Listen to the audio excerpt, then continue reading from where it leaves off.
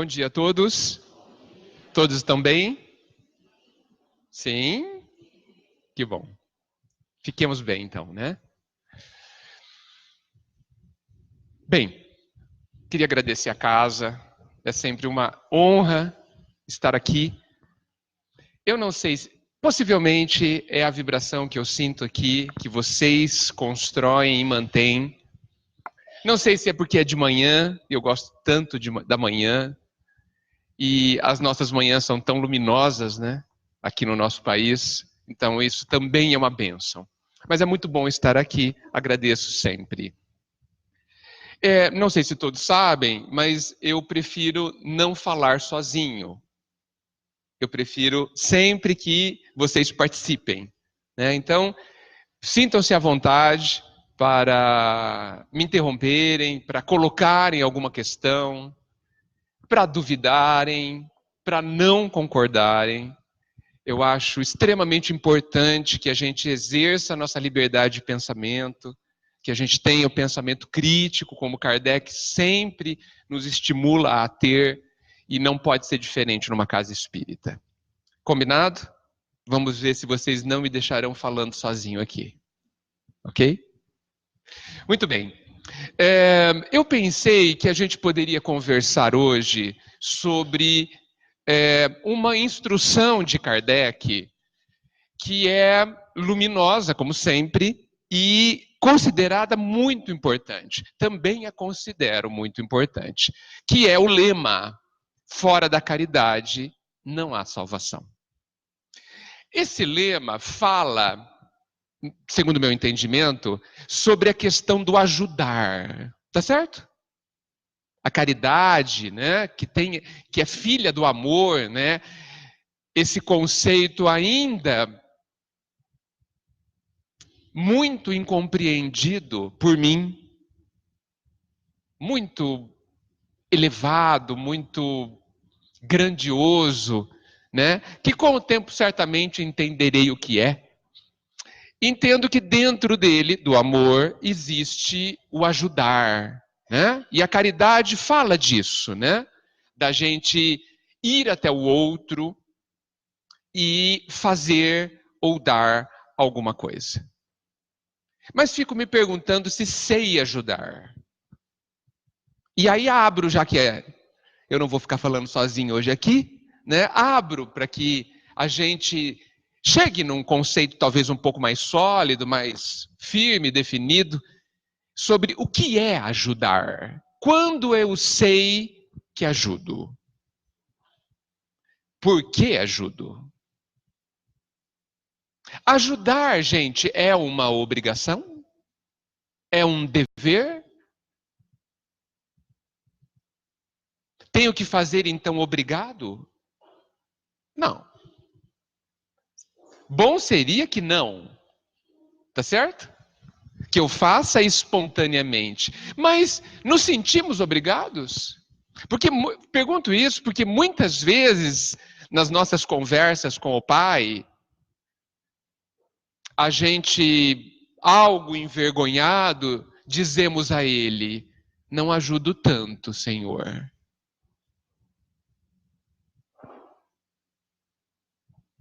Por que esse envergonhamento? Que palavra, né? Por que esse constrangimento da nossa parte junto ao nosso Senhor, junto ao Pai? Então, é importante, penso eu, que a gente analise o que a gente está sentindo nessa relação com o nosso Senhor. Nesse relacionamento que acontece na prece, que acontece no diálogo com o Pai.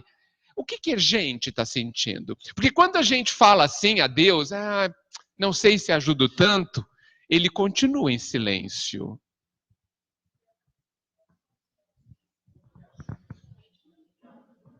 A pergunta da nossa amiga é: será que nós não estamos pensando que a ajuda é somente material? É uma questão extremamente importante. E obrigado por não me deixar falando sozinho. Por participar, porque é importante que isso seja um diálogo, né? A questão material, indiscutivelmente, ela é importante. ela tem a sua importância, né? Por quê? Porque toda necessidade, ela tem níveis. Isso, inclusive, é estudado pela ciência humana. Existem níveis de necessidade. As primeiras necessidades são fisiológicas, né? Nós precisamos nos alimentar, precisamos cuidar da nossa saúde, precisamos de teto, de segurança. E conforme isso vai sendo atendido, essas necessidades vão sendo atendidas, outras necessidades surgem. A necessidade de companhia, as necessidades sociais, de nos relacionarmos, de nos realizarmos, e isso prossegue. Então, para cada um que a gente encontra no caminho, é importante que a gente saiba qual é a necessidade mais urgente. É claro que diante de quase qualquer pessoa, nós entendemos e podemos visualizar que ali há uma necessidade de iluminação. Que a pessoa compreenda o que é a vida, o que é a si mesmo, a necessidade do autoconhecer-se que todos nós temos. A gente pode, para qualquer pessoa, entender que há essa necessidade. Mas eu também preciso verificar se antes disso tudo, ela precisa de um remédio. Ou ela precisa de uma sopa, de uma colher, de uma água, de um alimento? Porque isso é mais urgente, concordam? Muito bem. A grande questão sobre o ajudar é que o ajudar não pode se resumir à questão material. Por quê? Não somente pelo que eu acabei de dizer, que existem escalas de necessidades, mas porque o ajudar material, ele tem uma questão própria, intrínseca a ela. O ajudar material, muitas vezes, é um ajudar ao corpo, às necessidades do corpo, certo? E este corpo morrerá. Esse corpo é transitório, esse corpo é temporário. Então, esta será uma ajuda que não é definitiva. Jesus, em várias questões, em vários pontos, disse aos seus discípulos que aquela ajuda da cura, principalmente das curas que ele fez, eram ajudas temporárias. Tanto é que ele nunca deixou de dar a ajuda eterna. Então ele curava. E o que ele fazia depois? Vai e não peques mais.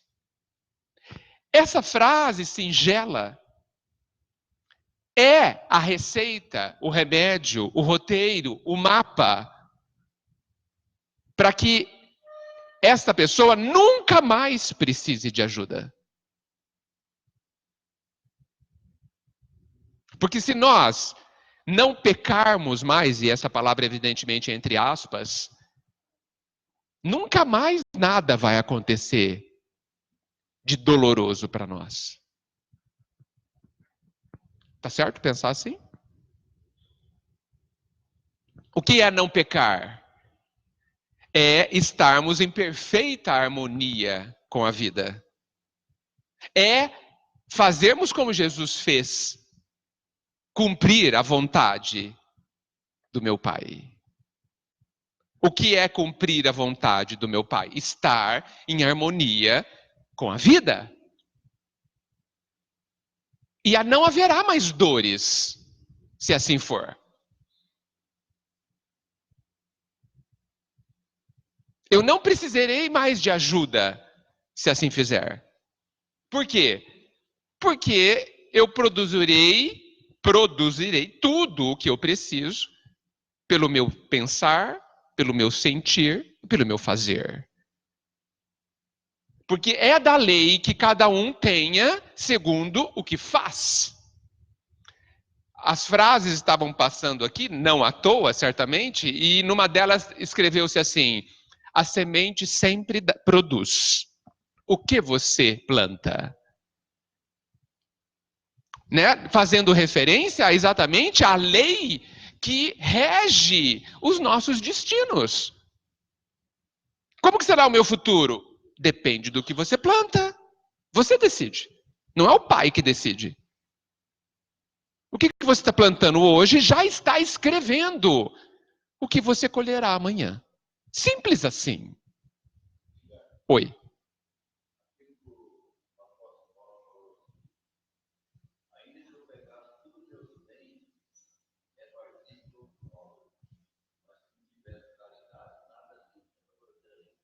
Exato.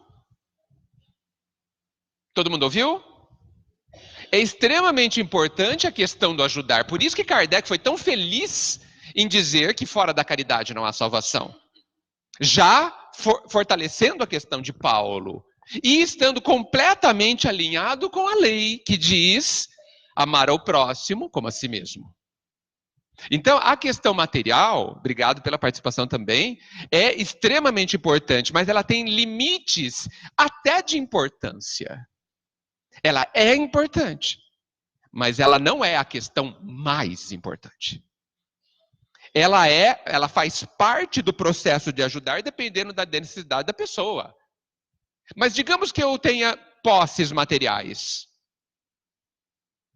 Eu não preciso de ajuda material nessa situação.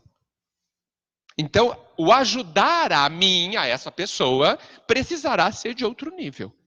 Então, é muito importante, é claro que a gente vê principalmente em Emmanuel, que a caridade material nos levará à caridade moral. É um caminho, é um ótimo caminho. É um ótimo caminho começarmos pela caridade material, mas não podemos nos perder nela. Entendem isso que eu acabo de dizer?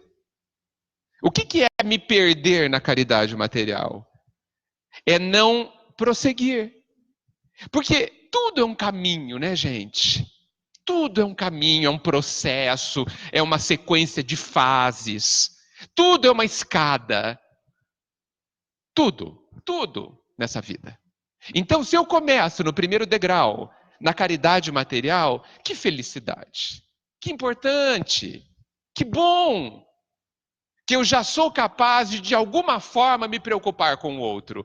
Que bom, que eu saí da minha concha e comecei a olhar para fora de mim e enxergo, olha só, que o outro precisa de algo. Porque quantos anos, séculos, talvez eu passei fechado na minha concha, ensimesmado em mim mesmo, preso no meu tremendo egoísmo e só me enxerguei. E só percebi as minhas supostas e ilusórias necessidades. E agora já percebo que alguém precisa de um pão. Que alegria esse, chegar nesse ponto. Que progresso fantástico é esse. Agora, precisamos prosseguir e não ficarmos estagnados no degrau.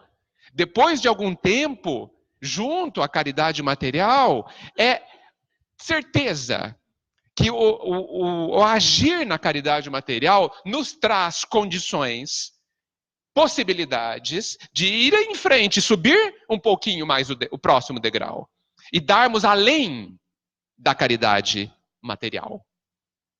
Porque é preciso lembrar que quando a gente só dá o material, a gente muitas vezes não dá nada de nós. Porque se eu dou um pão, o pão não é meu. Se eu dou o dinheiro não é meu. Se eu dou o sangue não é meu. Ou é?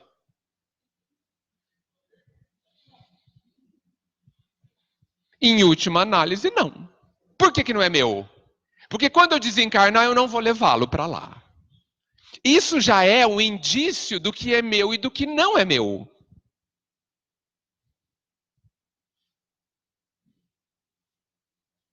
Tudo bem, gente? Pois não.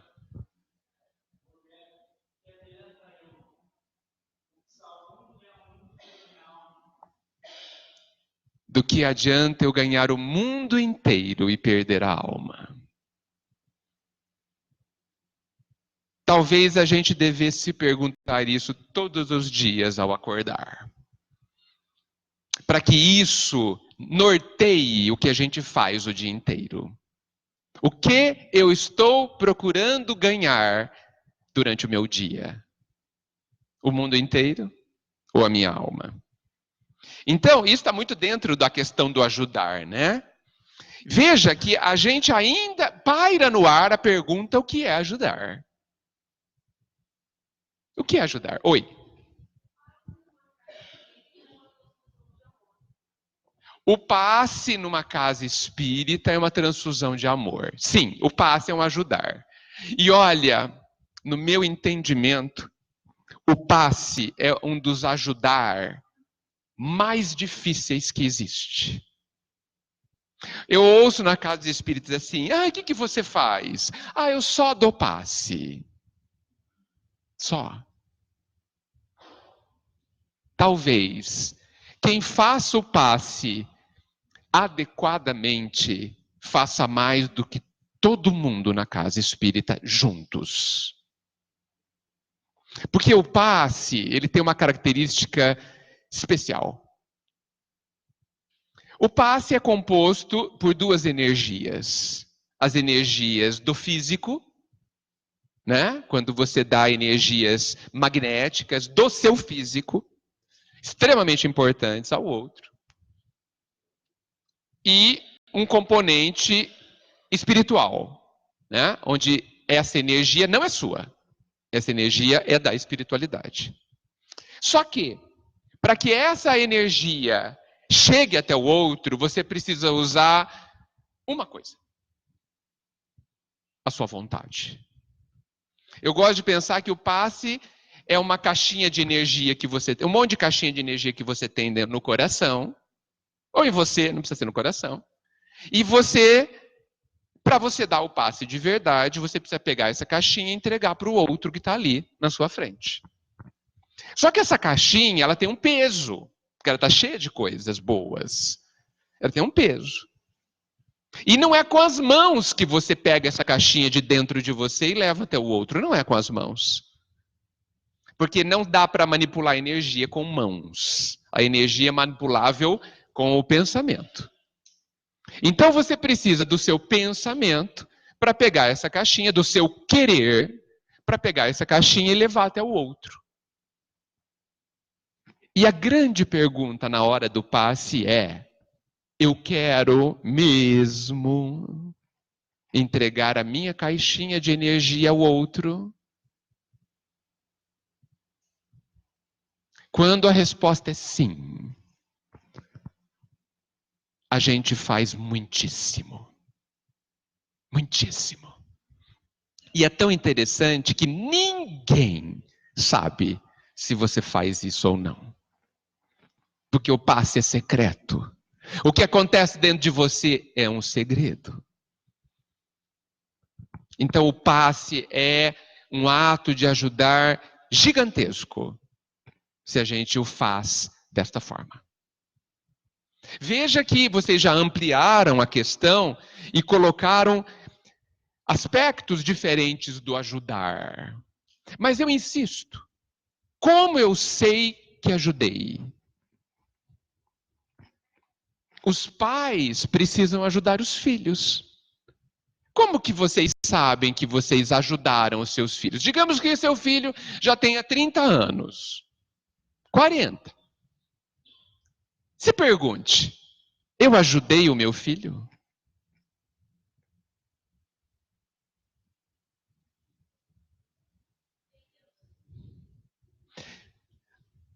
Vamos nos ater, para simplificar, aos da família mesmo. Só para simplificar, né? Mas nós vamos abrir depois disso. Os filhos, aquele que a vida te deu para cuidar. E esse cuidar é entre aspas, hein? Porque dá para falar sobre isso também. Ajudei o meu filho. Se você não sabe o que é ajudar, essa pergunta fica com uma resposta bastante complexa. Você pode falar: não sei. Então é preciso que a gente saiba o que é ajudar. Eu preciso saber o que é ajudar. Senão eu não sei se eu fiz bem o meu trabalho. O que vocês acham? Alguém se arrisca? Me ajuda? Sobre o que é ajudar alguém? Não precisa ser seu filho, qualquer pessoa. Mas pode ser o filho também. O que é ajudar? Como que eu sei que eu ajudei? Quando? Ah, quando você fica com a alma leve. Interessante. Obrigado. O que mais? Orando por ele. Isso é um como. Sim, orar pelas pessoas ajuda a pessoa. Sem dúvida. Mas o que é ajudar? Quando que eu sei que fazendo algo, orando, por exemplo, eu ajudei a pessoa? Quando eu sei? Oi? Olha que resposta interessante. Quando ele segue o caminho que eu acredito ser certo. E eu sei o caminho certo. Você disse muito bem quando eu acredito. E talvez eu me engane, né?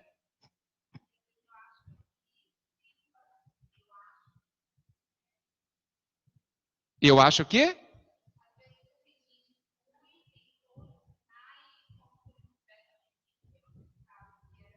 Sim. Às vezes eu faço, instruo, e ele aprende e está errado. E não aprende e está certo.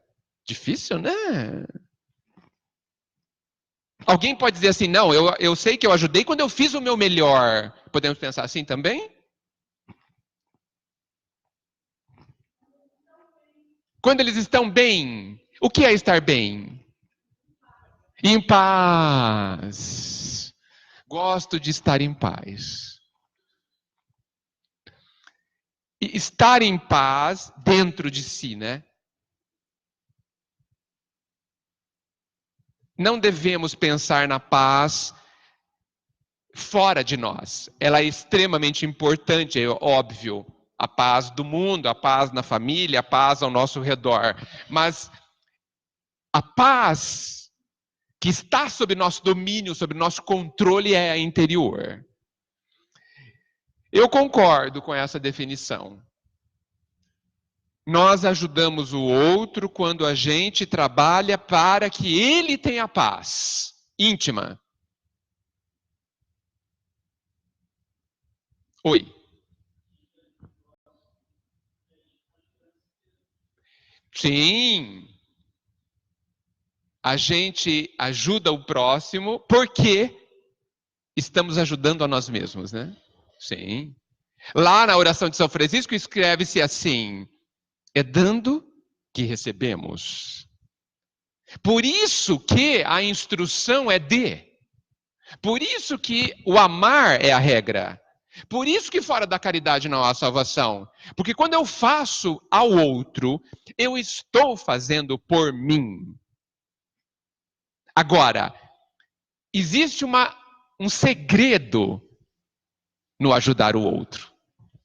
Porque já chegaram pessoas para mim e falaram assim, Edgar, tem alguma coisa errada. Eu ajudo tanto as pessoas. Eu já fiz na minha vida de pegar um mendigo e levar para casa. E eu ainda não tenho paz.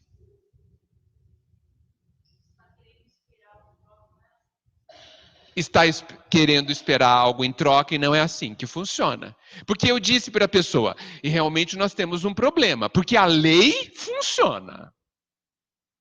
Se eu dou, eu receberei. Não podemos ter dúvida disso. Então, se eu planto arroz, eu preciso e colherei arroz. Então, se eu não estou colhendo a paz por dar, algum problema há no dar. Né? Então, gente, eu concordo com vocês de que eu ajudo o outro quando eu fortaleço o outro. Quando eu fortaleço. Por quê? Porque eu não sou capaz de lhe dar paz. Ninguém é. Isso é conquista de cada um. Você consegue dar paz para o seu filho? Não. Não consegue. Não está no seu poder fazer isso. De ninguém. Porque isso é conquista individual. A cada um, segundo o que cada um faz. Quantas pessoas tem nessa regra, gente? Só uma, você. Não tem assim, olha, a cada um o que sua família te fizer. Não está escrito isso. A cada um o que seus pais te fizerem. Não está escrito isso. Está escrito, cada um terá segundo o que fizer. Lembrando que fazer é pensar, sentir e agir. Então, eu não sou capaz. Não sou, ninguém é. Por mais que eu ame infinitamente alguém, eu não sou capaz de criar paz para alguém. Mas eu sou capaz de apoiá-lo. Eu sou capaz de mostrar como faz. Eu sou capaz de estar ali. Eu sou capaz de ajudar. Nada mais.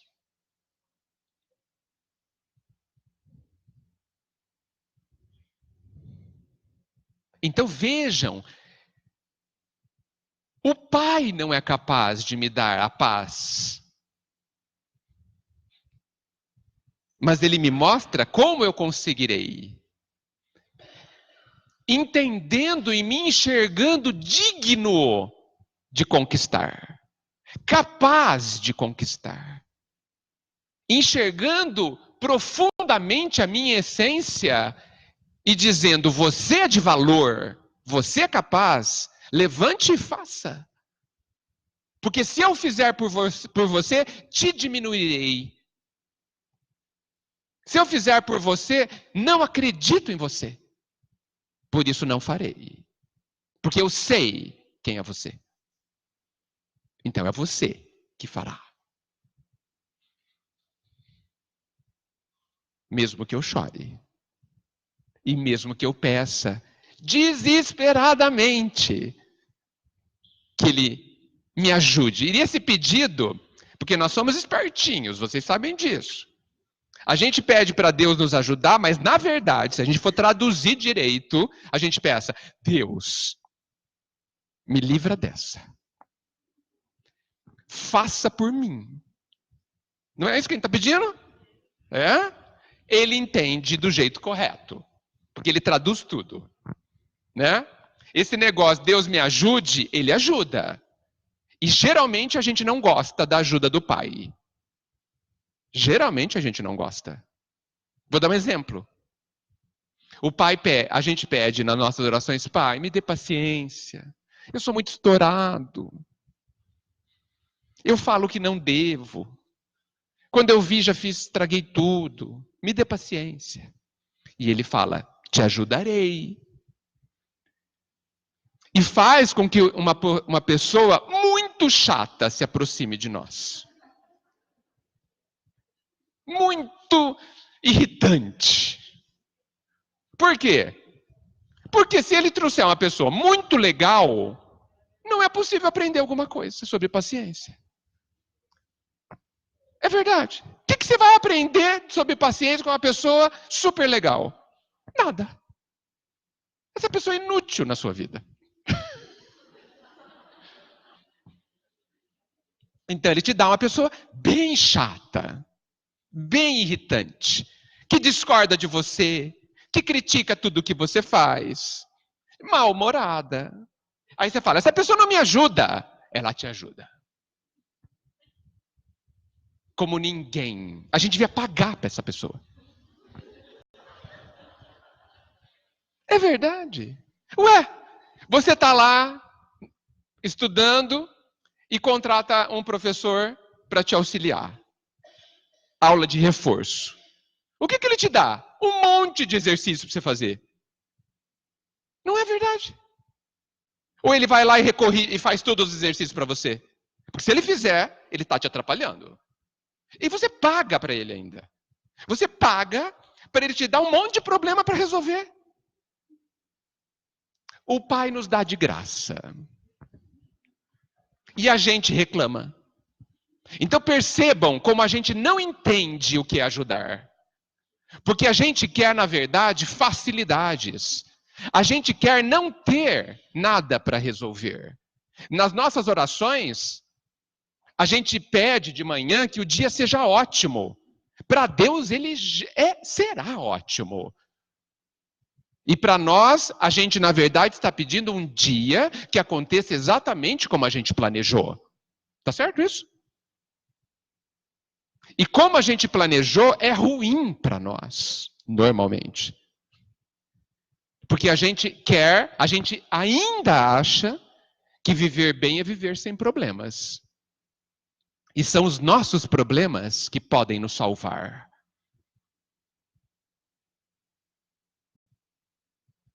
E a gente quer uma vida que não nos exija nada. Que bom que o Pai não nos ouve. Não, ele ouve, mas ele não concorda e faz do jeito que ele quer. Que bom. Porque a gente estaria numa situação bem ruim. Então, vamos nos espelhar em como o Pai nos ajuda para que a gente faça igual.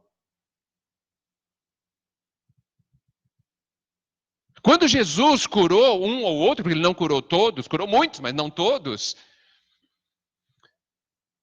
ele estava sinalizando para cada um de nós sobre a misericórdia e o amor do Pai, que muitas vezes retira o nosso problema, a exigência da vida, a pessoa chata, né, a doença, a dificuldade financeira, para que nós possamos avaliar se a gente aprendeu como é que se vive.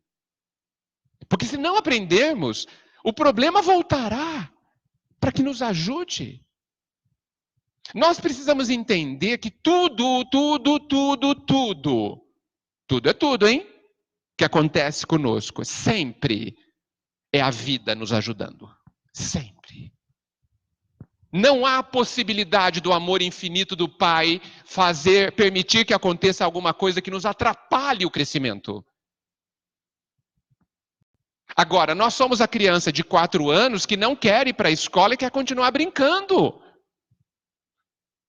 E se nós, pais extremamente falíveis, não aceitamos que os nossos filhos não cresçam, não aprendam, e exigimos e levamos, chorando que seja, eles, né, à escola, e largamos eles lá, porque é bom para eles, isso os fortalece. Se nós já sabemos fazer isso, o pai faz isso desde sempre. Eu quero continuar brincando de viver. E ele fala, chega, agora você vai para a escola.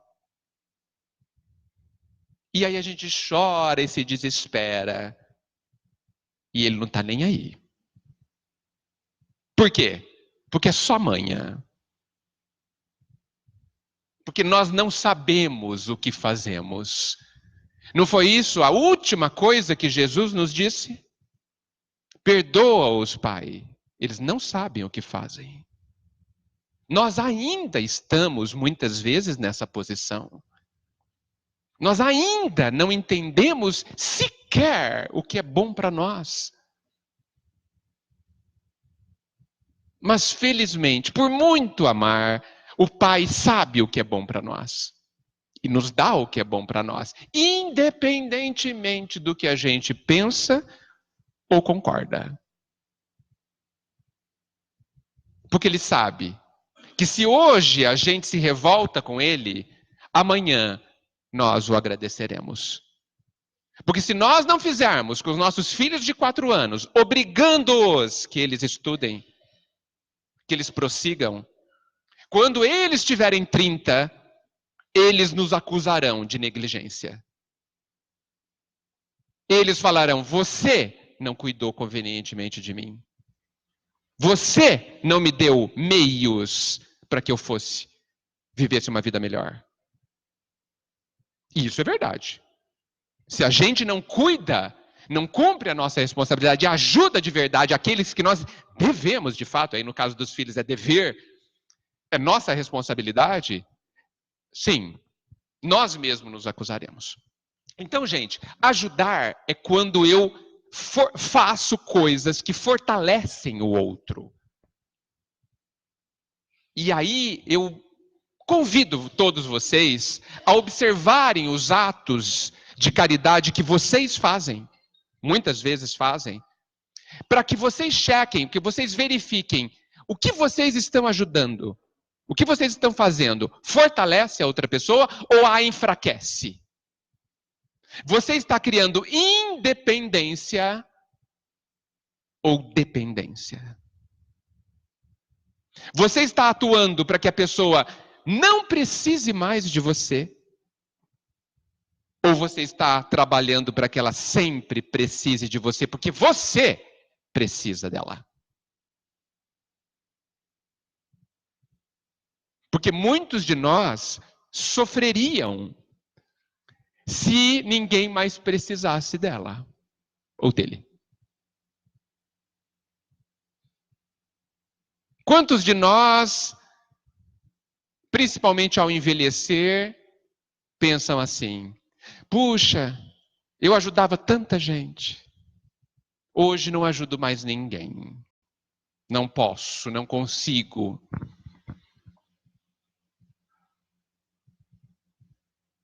Essa é uma visão imperfeita. Por dois motivos. Primeiro, que a gente está lamentando que a gente ajudou muita gente. Segundo, porque a gente está lamentando que não ajuda mais ninguém. As duas coisas eu não concordo. E eu vou falar só da última. Você não está ajudando mais ninguém, possivelmente pensa assim, porque você acha que existe só um jeito de ajudar. E eu vou contar uma história. Divaldo, lá em Salvador, foi visitar a irmã Dulce, hoje santa já. Ela tinha efizema pulmonar. Não sei se vocês sabem, a pessoa que tem essa doença tem uma grande dificuldade de respirar. Ele estava numa tenda de oxigênio. Eles eram muito próximos. E Divaldo chegou e disse: puxa, irmã, a senhora sempre ajudou tantos e hoje não consegue mais. E ela respondeu: não, meu filho, eu trabalho como nunca. Todas as vezes que eu respiro, eu dou graças a Deus. Olha que visão profunda do ajudar.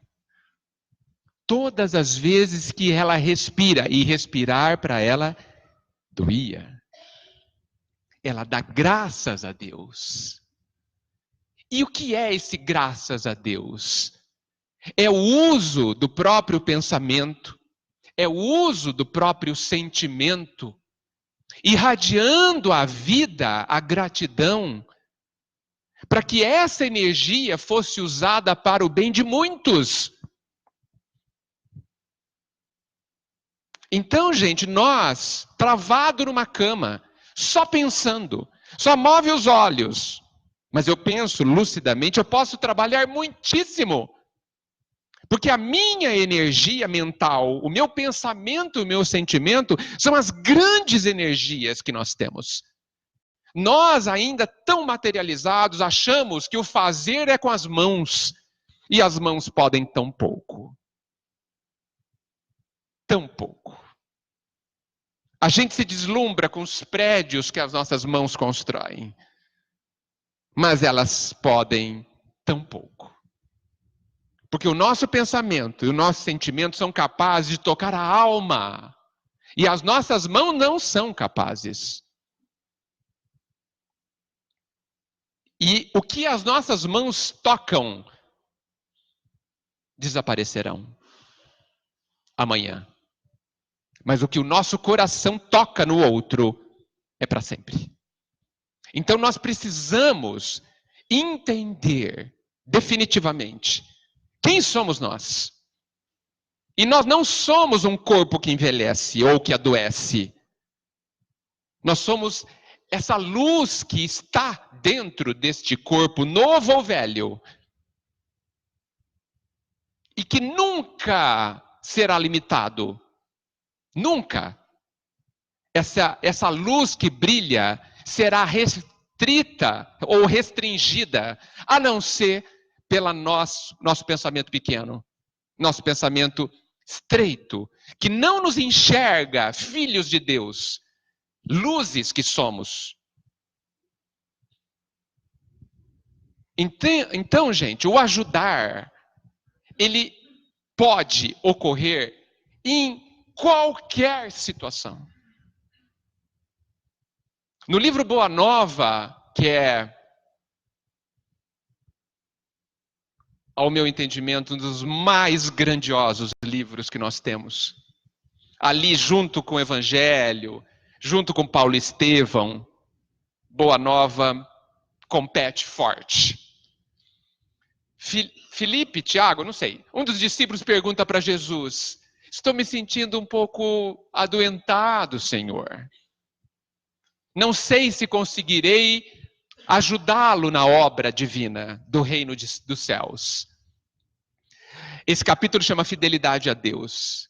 E evidentemente eu não vou conseguir falar tão bem como Humberto de Campos, mas Jesus termina emocionantemente dizendo assim: Felipe, acho que é Felipe, se você não tiver pernas nem braços possíveis, se você não enxergar nem ouvir, você ainda pode ajudar ao Senhor com a sua paciência e a sua coragem. Olha o que ele está nos dizendo sobre o ajudar. Eu posso ajudar as pessoas ao meu redor com a minha coragem e com a minha paciência. Estando, no caso que Jesus estava se referindo, alguém preso numa cama sem ver, sem se mover e sem ouvir. Você poderá ser fiel ao Pai, ou seja, estar em harmonia com a lei, com a sua coragem de viver aquilo e com a sua paciência. Não é grandioso, gente? E a gente sofrendo só porque as nossas mãos não funcionam direito. Nós somos muito mais do que o nosso corpo, gente. Agora, todas as vezes que a gente ajuda de verdade, para que a gente ajude cada vez mais, para que a gente fortaleça o outro cada vez mais profundamente, a vida nos exige uma coisa: que você se transforme. Porque é impossível dar o que não se tem. Impossível. Você só dá o que tem. E quando você quer muito ajudar, isso acontece muito na família, né? Quando você ama alguém muito e você vê que a pessoa precisa de ajuda, e você muitas vezes se sente impotente para ajudá-la. Primeira coisa, você não fará por ela. Isso não é possível, graças a Deus. Se ela tiver que fazer uma cirurgia, ela fará uma cirurgia. Você não poderá trocar de lugar com ela, como eu sei que muita gente quer. Principalmente as mães em relação aos filhos. Os pais em relação aos filhos, né? Eu poderia ir na cirurgia, o pai não deixa. Porque isso enfraqueceria a pessoa. É ele ou ela que tem que ir. Mas se você quer ajudá-la, muitas vezes você antes precisa se arrumar por dentro, se harmonizar por dentro, encontrar a sua paz, para que aí sim você tenha poder real para fortalecer a outra pessoa. Porque como você ajudará alguém a ter paciência se você não tem? Me diga, como que você ajuda? Como que você ajudará alguém a não se desesperar se você se desespera? Como você ajudará alguém a ter fé se você não tem? E a pessoa olha para você, buscando em você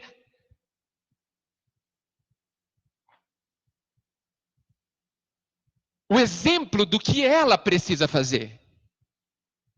Não é assim? A pessoa está ali, fragilizada, e ela olha para você, os olhos delas te perguntam: o que eu faço agora? O que eu penso agora disso? O que eu sinto agora? O que eu devo sentir agora para estar bem? É isso? Isso que está dentro do olhar dessa pessoa, muitas vezes, para você, que muitas vezes representa o apoio dela. O que nessa hora você tem para dar? Desespero? Descrença? Somente a dor? E aí, gente, fica uma grande questão. É possível que amanhã, isso vale para todos, que amanhã eu tenha que estar do lado de alguém que me pede esse tipo de ajuda. A minha paciência, o meu entendimento, a minha compreensão, a minha fé, a minha certeza, a minha paz, a minha tranquilidade. E se eu não me preparar para a situação, eu não terei para dar. Porque não se cria paciência em um minuto. A fé não se constrói em um dia. Então, se é correto que se eu for correr uma maratona, eu preciso me preparar por 2 anos, porque senão eu morro no meio do coração, eu preciso me preparar para essas situações que muito possivelmente ocorrerão na minha vida. Muito possivelmente, as pessoas que eu amo viverão situações de aprendizado onde eu poderei ajudar. Estarei pronto, estou me preparando para tal, porque na hora não há muito o que fazer, se você não tiver nada para dar. Amamos mesmo as pessoas que dizemos que amamos? Sim, então nos preparemos, porque elas precisarão de nós. E nós só poderemos dar o que a gente tem. Olha a grandeza do Pai. O Pai não dá ponto sem nó, gente. O Pai, olha só a estrutura que ele criou na vida, na fraternidade. Olha, ele falou assim, olha, vamos fazer o seguinte. Um depende do outro. Mas cada um é que construirá a própria felicidade. Mas um ajudará o outro. Um amará o outro. Um irá querer o bem do outro, cada vez mais. E ao querer o bem do outro, você precisará estar bem antes. Senão você não poderá fazer nada por aquele que você mais ama. Não é fantástico? Então, para eu ajudar antes, eu preciso me ajudar. Porque muitas vezes eu terei que carregar o peso junto com o outro. Porque o outro não consegue nem fazer isso. Eu preciso mostrar às pessoas que eu amo como é que se faz para se viver bem. Eu preciso. Eles estão me olhando. E um imita o outro na nossa vida. Então, eu gosto de dizer, você quer ajudar as pessoas que você ama? Quer mesmo? Então, a receita que eu humildemente dou para que vocês reflitam se é bom ou não essa receita, a receita que eu dou para aqueles que amam quem ama, para que vocês ajudem de fato as pessoas que vocês amam é, antes sejam felizes. Querem ajudar quem vocês amam? Sejam felizes. Mostrem para eles como é que se conquista a felicidade. Mostrem para eles como é que se fortalece, para que eles, te imitando, se fortaleçam também. E você vai estar prestando a maior das ajudas a quem você ama. A gente fala assim, eu faço tudo pela pessoa.